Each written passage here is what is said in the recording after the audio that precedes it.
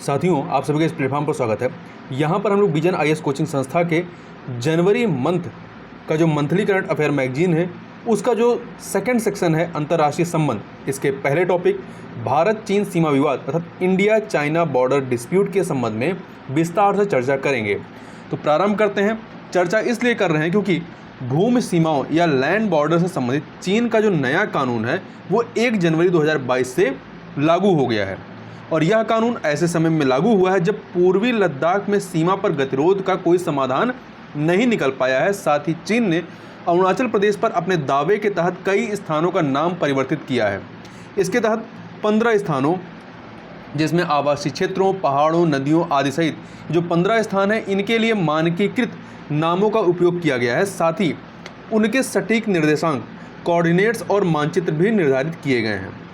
नए कानूनों के खिलाफ भारत की जो चिंताएं हैं, उन चिंताओं की बात करें तो भारत ने इस नए कानून को चिंता का विषय बताया है। उसके अनुसार यह सीमा प्रबंधन पर मौजूदा द्विपक्षीय समझौतों और समग्र सीमा के प्रश्न को प्रभावित कर सकता है। दूसरा, यह कानून भारत और भूटान के साथ विवादित क्षेत्रों में चीन की हालिया कार्रवाई को औपचारिक रूप दे सकता है। तीसरा, चीन द्वारा ब्रह्मपुत्र या यारलुंग जांगबो नदी में जल प्रवाह को सीमित किए जाने की भी संभावना है क्योंकि यह कानून सीमा पारीय नदियों और झीलों की स्थिरता की रक्षा हेतु उपायों का प्रावधान करता है। साथ ही चीन इस नए कानून के तहत सैन्य और कूटनीतिक दबाव का उपयोग करते हुए भारत के अवसंरचना विकास को रोकने का प्रयास कर सकता है। अब यहाँ पर हम लोग भूमि सीमा कानून के बारे में जो चाइना का है इसको बात करते हैं इसके बारे में। तो देखिए, यह सीमा सुरक्षा और सीमा क्षेत्रों के एकीकरण से संबंधित प्रावधानों को निर्धारित करता है। यह चीन में सेना से लेकर के स्थानीय अधिकारियों तक विभिन्न एजेंसियों की सीमाओं की रक्षा में जिम्मेदारियों को तय करता है। यह राज्य को सीमा क्षेत्रों में सार्वजनिक सेवाओं एवं बुनियादी ढांचे में सुधार जैसी गतिविधियों में संलग्न होने का अधिकार देता है। इससे समग्र सीमा की सुरक्षा तथा उसका आर्थिक और सामाजिक विकास किया जा सकेगा। चीन भारत सहित 14 देशों के साथ अपनी भूमि सीमा साझा करता है। ध्यान रखिएगा, चीन जो है भारत सहित 14 देशों के साथ अपनी सीमा साझा करता है, भूमि सीमा। ठीक है, भारत, मंगोलिया और रूस के बाद जो भारत जो है वो मंगोलिया और रूस के बाद तीसरा देश है जिसके साथ चीन की सबसे लंबी सीमा है। सबसे लंबी सीमा मंगोलिया के साथ, फिर रूस के साथ, फिर भारत। चीन ने भारत और भूटान के साथ अभी तक सीमा समझौतों को अंतिम रूप नहीं दिया है। आगे बढ़ने से पहले जो प्रमुख विवाद रहे हैं उन विवादों को देख लेते हैं भारत पाकिस्तान के संबंध में। तो देखिए, सबसे पहले 1962 का जो भारत चीन युद्ध होता है। इसके बाद 1967 में क्या होता है, भारत ने चीन को 2 पर्वतीय दर्रों नाथुला और चोला दर्रों से पीछे हटा दिया था। फिर 1987 में क्या होता है, LAC line of actual control पर रक्तहीन संघर्ष होता है। रक्तहीन मतलब खून खराबा नहीं होता है पर संघर्ष होता है। फिर 2013 में दौलता बेग ओल्डी पर टकराव होता है। ठीक है, 2013 में। फिर आपका 2017 में क्या होता है, भारत द्वारा डोकलाम पठार पर चीनी विकास कार्य को रोका जाना। फिर आपका 2022 में LAC line of actual control के पश्चिमी सेक्टर, इसमें आपका पेंगोंग झील, गलवान घाटी इत्यादि आते हैं, में सेनाओं का आमना सामना होता है। अब बात करते हैं चीन के साथ जो विवादित सीमा है उस विवादित सीमा के बारे में। तो देखिए, सीमा का स्पष्ट रूप से सीमांकन नहीं किया गया है। साथ ही पारस्परिक रूप से सहमत वास्तविक नियंत्रण रेखा भी नहीं है, लाइन ऑफ एक्चुअल कंट्रोल भी नहीं है। LAC या लाइन ऑफ एक्चुअल कंट्रोल वह सीमांकन है जो भारत नियंत्रित क्षेत्र को चीन नियंत्रित क्षेत्र से अलग करता है। भारत LAC को 3488 किलोमीटर लंबा मानता है जबकि चीन इसे केवल 2000 किलोमीटर के आसपास मानता है। LAC अर्थात लाइन ऑफ एक्चुअल कंट्रोल को 3 भागों में विभाजित किया गया है, पश्चिमी, मध्य और पूर्वी।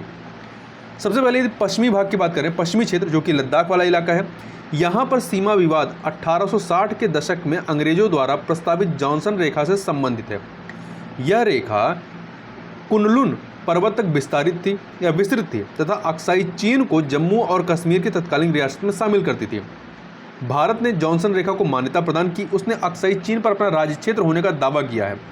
हालांकि चीन इस रेखा को स्वीकृति प्रदान नहीं करता, इसकी बजाय वह मैकडोनाल्ड रेखा को स्वीकार करता है जो अक्साई चीन को उसके संरक्षण में दर्शाती है। आगे देखते हैं दूसरा जो है मध्य क्षेत्र अर्थात हिमाचल प्रदेश और उत्तराखंड वाला इलाका। इस क्षेत्र में अत्यल्प विवाद है। इस अंचल में बाड़ा होती, इसमें आपका उत्तराखंड का जो बाड़ा होती है उत्तराखंड के जिला चमोली के तहत आती है। तो बाड़ा होती मैदान के कुछ इलाकों को छोड़ करके LAC पर कोई विशेष विवाद यहाँ पर नहीं है। उल्लेखनीय कि भारत और चीन परस्पर आदान प्रदान किए गए मानचित्रों पर व्यापक रूप से सहमत हैं। फिर अब तीसरे तरफ चलते हैं, पूर्वी क्षेत्र अरुणाचल प्रदेश और सिक्किम। इस क्षेत्र में विवाद मैकमोहन रेखा जो कि अरुणाचल प्रदेश से हो जाती है से संबंधित है। यह रेखा वर्ष 1914 में चीन, भारत एवं तिब्बत के प्रतिनिधियों की शिमला बैठक में निर्धारित की गई थी। कब? 1914 में। हालांकि इस बैठक में चीनी प्रतिनिधियों ने समझौते हेतु प्रयास प्रारंभ किए थे, परंतु बाद में उन्होंने इसे अस्वीकृत कर दिया। त्वांग मार्ग को भारत ने वर्ष 1951 में अपने राज्य क्षेत्राधीन कर लिया था, जिस पर चीन द्वारा दावा किया जा रहा था।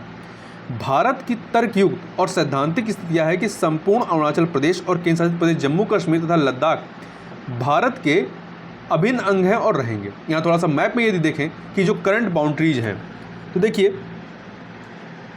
यहाँ पे भारत को दिखाया गया है, ये जो भारत अपनी सीमा मानता है, ठीक है।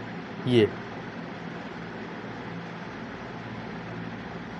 परंतु इसमें जो कश्मीर का ऊपर वाला हिस्सा है, इसमें पूरा वर्तमान में भारत के कब्जे में नहीं है। यहाँ पे आप देखेंगे डूरेंट लाइन है। डूरेंट लाइन ये देखिए अफ़गानिस्तान पाकिस्तान के मध्य में भी है, और वहीं पर आप देखेंगे चूँकि ये जो कश्मीर वाला ये इलाका है POK, पाक ऑक्यूपाइड कश्मीर, जिस पे भारत अपना दावा करता है और वर्तमान में पाकिस्तान का कब्जा है, ठीक है। तो यदि इसको देखा जाए तो ये डूरेंट लाइन जो है भारत और अफ़गानिस्तान के मध्य में भी है, और ये जो ग्रीन कलर की दिख रही है ये लाइन ऑफ कंट्रोल है, मतलब वर्तमान में भारत का जहाँ तक अधिकार क्षेत्र है। और यहीं पर आप देखें ये वाला इलाका जो है ये area held by China claimed by India, मतलब चाइना के कब्जे में है और इस पर भारत का दावा है। और यहीं पे आप देखेंगे ये सियाचिन ग्लेशियर है, जिसमें भारत और पाकिस्तान दोनों अपना क्लेम करते हैं।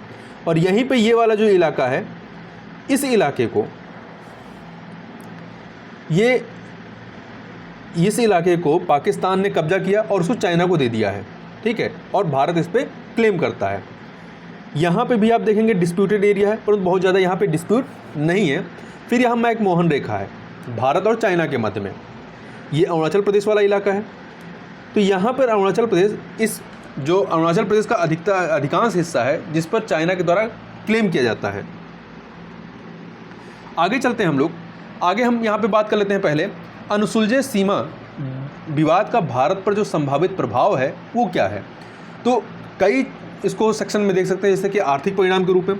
तो भारत जो है चीन पर अत्यधिक आर्थिक निर्भरता, उससे जोखिम और चीनी कंपनियों द्वारा कुछ संवेदनशील भारतीय आर्थिक क्षेत्रों में प्रवेश करने को लेकर चिंतित है। वहीं चीन का पाकिस्तान के साथ मजबूत होता गठबंधन भी एक प्रभाव है। यह विरोधी पड़ोसियों के साथ दो मोर्चों पर संघर्ष की वास्तविकता की ओर ले जा रहा है। और उल्लेखनीय है कि तीनों देश भारत, पाकिस्तान, चाइना परमाणु हथियारों से लैस हैं। वहीं अगला प्रभाव किस क्षेत्र में, गठबंधनों को मजबूत करने के। तो भारत, अमेरिका, यूरोप, जापान तथा रूस सहित सभी प्रमुख शक्तियों के साथ अपनी साझेदारी को मजबूत करेगा। इसके अलावा यह वैश्विक शक्ति समूहों में अपनी स्थिति को और मजबूत करेगा। वहीं धारणाओं पर प्रभाव की बात करें तो महामारी के कारण चीन को लेकर पहले से ही भारतीय जनता में रोष व्याप्त था, जो अब और बढ़ता जा रहा है। अन्य मुद्दों के साथ साथ सीमा विवादों के कारण भी चीनी उत्पादों, भागीदारों और प्रायोजकों, स्पॉन्सर्स का बहिष्कार करने का आह्वान किया गया है।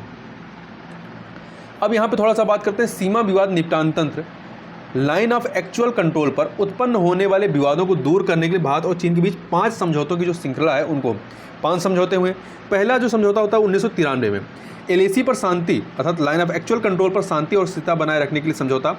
1996 में LAC पर सैन्य क्षेत्र में विश्वास बहाली के उपायों पर समझौता। 2005 में LAC पर सैन्य क्षेत्र में विश्वास बहाली के उपायों के कार्यान्वयन के तौर तरीकों पर प्रोटोकॉल।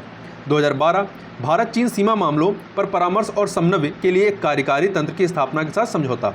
वहीं 2013 सीमा रक्षा सहयोग समझौता।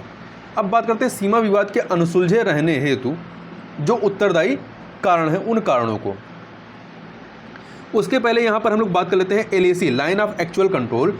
पाकिस्तान के साथ लगने वाली नियंत्रण रेखा लाइन ऑफ कंट्रोल LOC से कैसे अलग, देखिए ध्यान रखिएगा, जब भारत चाइना की बात करते हैं तो वहाँ LAC की बात करते हैं, लाइन ऑफ एक्चुअल कंट्रोल की, जबकि जब पाकिस्तान के साथ के संदर्भ में बात करते हैं तो हम लोग लाइन ऑफ कंट्रोल कहते हैं, नियंत्रण रेखा।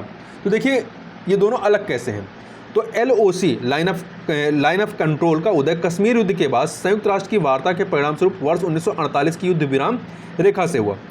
दोनों देशों के बीच शिमला समझौते के बाद वर्ष 1972 में LOC के रूप में नामित किया गया था। इसे दोनों सेनाओं के director general military operation DGMOS द्वारा हस्ताक्षरित एक मानचित्र पर चिन्हित किया गया है। साथ ही इसे कानूनी समझौते की अंतर्राष्ट्रीय सूचना प्रदान की गई है। इसके विपरीत LAC केवल एक अवधारणा है, यह दोनों देशों द्वारा सहमत नहीं है। इसे ना तो किसी मानचित्र पर चित्रित किया गया और ना ही जमीन पर सीमांकित किया गया है। अब बात करते हैं सीमा विवाद के अनसुलझे रहने हेतु उत्तरदायी कारणों की। तो देखिए पहला है संसाधन युक्त या रणनीतिक भाग की। तो लद्दाख भारत के लिए बहुत अधिक मूल्यवान है क्योंकि यह मीठे जल की आपूर्ति में मदद करता है। चूँकि यह चीनी सिंजियांग प्रांत को पश्चिमी तिब्बत से जोड़ता है, इसलिए लद्दाख चीन के लिए भी बहुत महत्व रखता है। इसके अलावा यह क्षेत्र भूतापीय संसाधनों से भी समृद्ध है। यह मध्य पूर्व के महत्वपूर्ण राजनीतिक और आर्थिक क्षेत्रों को दक्षिणी एवं मध्य एशिया से जोड़ता है। अगला पॉइंट है चीन के साथ बढ़ता शक्ति असंतुलन। देखिए चीनी सेना बेहतर वित्त पोषित और सुसज्जित है। इसके अतिरिक्त चीन भारतीय प्रभाव का मुकाबला करते हुए इस क्षेत्र में भारी निवेश कर रहा है। देखिए उल्लेखनीय कि चीन की अर्थव्यवस्था भारत की अर्थव्यवस्था से 5 गुना बड़ी है। वहीं अगला जो पॉइंट है, अगले पॉइंट पे चलते हैं, भारत के भू राजनीतिक हितों से संभावित खतरे की। तो देखिए भारत की नेबरहुड फर्स्ट पॉलिसी और संयुक्त राज्य अमेरिका तथा सहयोगियों के साथ घनिष्ठ संबंधों को चीन में नकारात्मक रूप से देखा जाता है। इसके अलावा हिंद महासागर क्षेत्र में भारत अपनी अवस्थिति के कारण एक उभरती अंतर्राष्ट्रीय शक्ति के रूप में उभरा है जो चीन को स्वीकार्य नहीं है। अगला पॉइंट है एक दूसरे की क्षेत्रीय महत्वाकांक्षाओं को समझने में असमर्थता का होना। भारत स्वयं को दक्षिण एशिया में क्षेत्रीय आधिपत्य के रूप में देखता है और चीन निश्चित रूप से भारत की स्थिति को चुनौती दे रहा है। चीन विशेष रूप से चीन पाकिस्तान आर्थिक गलियारे अर्थात China Pakistan economic corridor CPEC अपने निवेश और भारत के पड़ोसियों के साथ अपने संबंधों को बढ़ावा देते हुए ऐसा कर रहा है। देखिए आगे की राह क्या कही जा सकती है इसमें। तो देखिए आगे मतलब क्या किया जा सकता है। तो विश्वास स्थापित करने के लिए खुले संवाद के माध्यम से एक दूसरे की क्षेत्रीय पहलुओं की बेहतर समझ महत्वपूर्ण है। भारत के लिए भारत प्रशांत विजन उतनी ही विकासात्मक आवश्यकता है जितनी कि चीन के लिए बेल्ट एंड रोड पहल। इसके अतिरिक्त दोनों देशों को अपनी सेनाओं की तैनाती में कमी करनी चाहिए। इससे दोनों देशों के मध्य विश्वास में बढ़ोतरी होगी। ऐसा राजनयिक संबंधों को बढ़ावा देते हुए खतरे की धारणा को कम करके किया जा सकता है। तीसरा, दोनों अर्थव्यवस्थाओं के आकार को देखते हुए संतुलित व्यापारिक और आर्थिक संबंध भविष्य के संबंधों के लिए ठोस नींव का निर्माण कर सकते हैं। चौथा, चीन द्वारा भारत की बहुपक्षीय आकांक्षाओं की स्वीकृति से कई वैश्विक मुद्दों पर आपसी सहयोग स्थापित हो सकता है। इसमें वैश्विक स्वास्थ्य और जलवायु परिवर्तन से लेकर के नई प्रौद्योगिकियों में मानक स्थापित करने जैसे मुद्दे भी शामिल हैं। प्रमुख साझेदारियों पर वैध हितों का समायोजन, चीन का पाकिस्तान के साथ और भारत का संयुक्त राज्य अमेरिका के साथ। ठीक है, अब यहाँ पे थोड़ा सा बात करते हैं भारत और चीन के लिए जो 8 प्रमुख सिद्धांत हैं और 3 पारस्परिकताएं अर्थात म्यूचुअल्स हैं उनकी। तो देखिए 8 सिद्धांतों का विवरण देखें तो पहला है सीमा प्रबंधन से जुड़े समझौतों का सख्ती से पालन करना। दूसरा, लाइन ऑफ एक्चुअल का जो है पूरा सम्मान करना। तीसरा, समग्र संबंधों के आधार पर सीमा पर शांति और स्थिरता को बनाए रखना। चौथा, बहुपक्षीय विश्व के लिए बहुध्रुवीय विश्व के लिए बहुध्रुवीय एशिया का होना एक आवश्यक घटक है। वहीं इसके अतिरिक्त एक दूसरे के हितों को लेकर संवेदनशीलता दिखाना। उभरती हुई शक्तियां होने के नाते प्रत्येक की अपनी महत्वाकांक्षाएं और लक्ष्य हैं, अतः उनकी अनदेखी न करना। मतभेदों का प्रभावी प्रबंधन करना। प्राचीन सभ्यता से जुड़े होने के नाते भारत और चीन को सदैव दीर्घकालिक दृष्टिकोण रखना चाहिए। वहीं 3 पारस्परिकताएं अर्थात म्यूचुअल्स क्या हैं। तो पहला है पारस्परिक सम्मान, दूसरा है पारस्परिक संवेदनशीलता, तीसरा पारस्परिक हित। अब यहाँ हम लोग थोड़ा सा बात कर लेते हैं पड़ोसी देशों के साथ भारत के जो सीमा विवाद हैं उन सीमा विवादों को। तो देखिए, भारत और उसके कई पड़ोसी देशों के बीच क्षेत्रीय या सीमावर्ती वाद विवाद हैं। पिछले 70 वर्षों में भारत ने केवल बांग्लादेश और श्रीलंका के साथ अपने सीमा विवादों को सुलझाने में सफलता पाई है। म्यांमार व भूटान सहित चीन, पाकिस्तान और नेपाल के साथ स्पष्ट एवं चिन्हित एवं सीमांकित सीमा नहीं होने के कारण कई अवसरों पर तनाव की स्थिति उत्पन्न हो जाती है। तो यहाँ पर हम लोग बात कर लेते हैं। सबसे पहले चीन के साथ सीमा विवाद को देखते हैं। चीन के साथ तो देखिए, ये है आपका अक्साई चीन वाला इलाका, 35,241 वर्ग किलोमीटर में विस्तारित और चीन द्वारा अवैध तरीके से नियंत्रित। यह क्षेत्र चीन के झिंजियांग स्वायत्त क्षेत्र में आता है। भारत इसे अपने केंद्र शासित प्रदेश लद्दाख के अंतर्गत मानता है। वहीं आप इस वाले इलाके को देखिए, इसके बारे में यहाँ नीचे दिया गया है। यहाँ पे कौरिक शिपकिला है और वहीं अगला है ये वाला, एक सेकंड, ये इसको आप देखेंगे, हाँ, ट्रांस काराकोरम ट्रैक्ट है। ये 5,800 वर्ग किलोमीटर अर्थात 2,239 वर्ग मील का यह क्षेत्र अभी चीन के प्रशासनिक नियंत्रण में है। पाकिस्तान ने इस पर अपना दावा वर्ष 1963 में छोड़ दिया था। भारत इसे जम्मू और कश्मीर के शासित प्रदेश का भाग मानता है। वहीं अगला देखते हैं इस वाले इलाके को। तो ये आपका, एक सेकेंड, ये आपका यहाँ पर कौरिक शिपकिला है, जबकि ये वाला जो इलाका है ये आपका यहाँ पर देखेंगे देपसांग मैदान है। भारत के साथ वर्ष 1962 के युद्ध में यहाँ के अधिकांश मैदानी क्षेत्र पर चीन की सेना का नियंत्रण हो गया था। हालांकि इसके पश्चिमी मैदानी हिस्से पर भारत का नियंत्रण है। इसके अतिरिक्त ये विवादित क्षेत्र है। इस विवादित क्षेत्र की बात करें तो ये बाराहोती भारत द्वारा नियंत्रित है और यहीं पर आप देखेंगे ये इलाका डेमचोक और चुमार, तो ये जो है ये दोनों लद्दाख जिले में स्थित हैं और भारत द्वारा नियंत्रित हैं। और यहीं पे आइए, यहाँ पे उत्तराखंड उत्तर काशी जिले में स्थित नेलांग, पुलम, सुमदा, शांग, जागहांग और लखपाल इलाके। देखिए, अब बात करते हैं नेपाल के साथ सीमा विवाद की। तो यहाँ पे देखिए दो इलाके हैं।